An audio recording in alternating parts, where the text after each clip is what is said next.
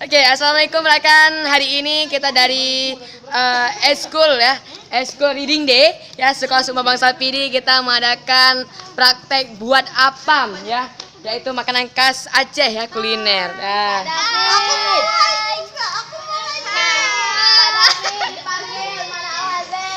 Nah, pemirsa, ini merupakan proses pembuatan apam ya, di mana apam dimasak dengan menggunakan wajan gerabah ya.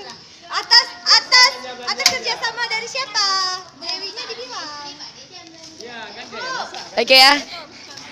Gimana rekan? Terpesona? Yuk kita lihat bagaimana ujinya apam ya. Ini ibu kita ya sedang menyicipi apam ya. Dan ini kuahnya. Ya, ini namanya kuah apam ya, kuah buah panah pemirsa. Nah, kita juga akan melihat kuah tuhe. Nah, ini merupakan proses percongkelan apam dengan menggunakan alatnya sendiri.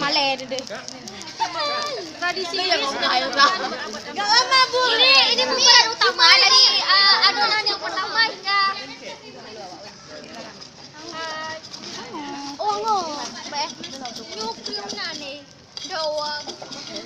Oke, rekan, ini itu merupakan sebuah proses pembuatan apam ya, hasil dari kerja kita.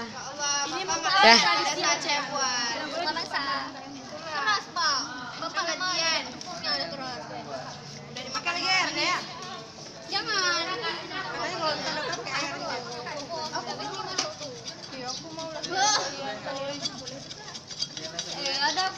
Oke pemirsa, jika Anda kepengen ya, boleh Anda ya pesan sama kami ya dari Sekolah Sumba Bangsa PD. Oke, terima kasih rekan. Ya, jangan lupa follow Instagram Pesona PD, terhubung dengan kuliner PD ya.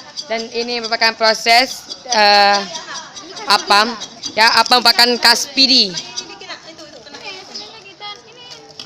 Biasanya apam itu dimasak pada bulan Rajab ya, dimana menyambut bulan suci Ramadan.